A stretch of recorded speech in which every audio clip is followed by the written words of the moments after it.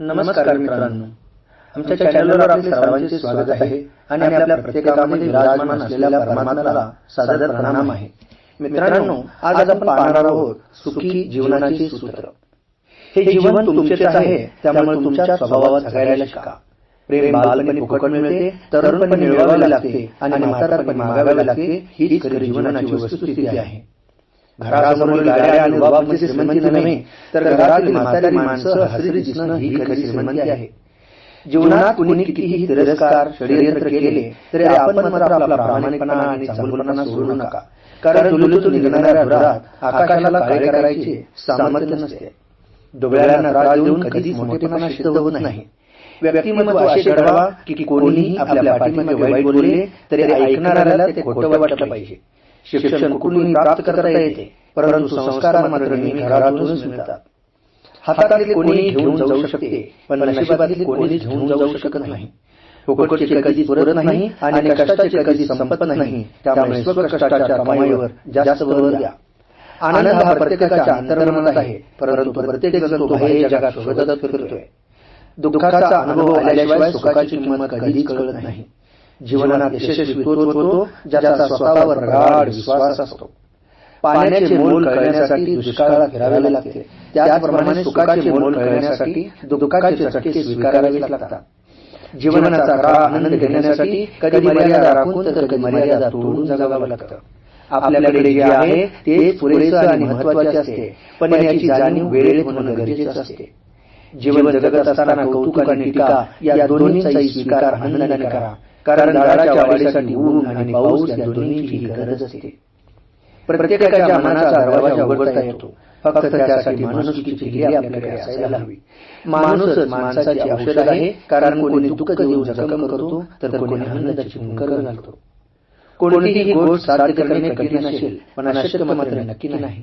जीवनाकडे बघण्याचा दृष्टिकोन सकारात्मक असेल तर जीवन आनंदाचा महासागरच आहे. शरीराच्या व्यायामाबरोबरच मनाचा व्यायाम खूप ऊर्जात्मक आणि क्रियाशील बनवतो. माणसाचा खरा सहकारी त्याची प्रकृती आहे.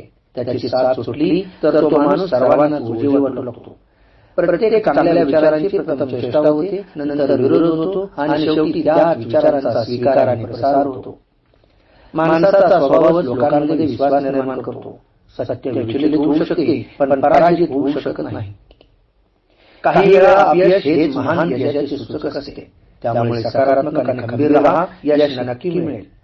प्रत्येकाच्या जीवनात जसे दुःखाचे काटेरी रेडंक आहेत, त्याचप्रमाणे फुलपाखरासारखे आनंदाचे पंखही आहेत. नकारात्मक विचारांना सकारात्मक करणे म्हणजेच मनाशी युद्ध करणे होय. प्रतिभा देवाकडून मिळते म्हणून देवापुढे नतमस्तक व्हा.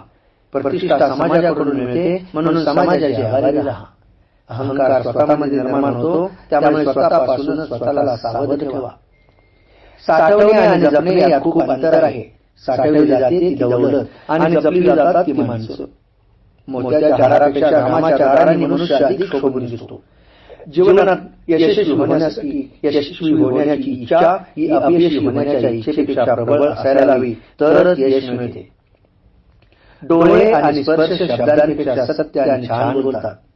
जीवनात खूप मोठे यश संपादन करायचे असेल तर आता ज्या चौकटीत राहून जगता त्या चौकटीतून बाहेर पडा आणि त्यापेक्षा काहीतरी वेगळं करा. आपल्या जीवनात सुख आणि समृद्धी हवी असेल तर इतरांना आनंदी करण्यासाठी सतत प्रयत्नशील राहा.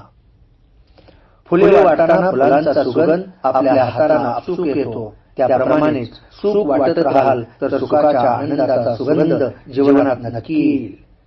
सुसंगती सदा घडो, सृजन वाक्य कानी पडो या उक्तीप्रमाणे संगत नेहमी चांगल्याची ठेवाल तर नेहमी चांगलेच होईल. स्वतःला नेहमी अपडेट ठेवा. सतत नवनवीन गोष्टी जीवनात शिकत राहा आणि प्रगती करत राहा. आपणास हा व्हिडिओ कसा वाटला याबद्दल कमेंट करा. आमच्या चॅनलवर नवीन असाल तर चॅनलला सबस्क्राईब करा, बेल आयकॉनवर क्लिक करा आणि जास्तीत जास्त लोकांना शेअर करा. चला तर मग पुन्हा भेटूया पुढच्या व्हिडिओमध्ये. तोपर्यंत धन्यवाद.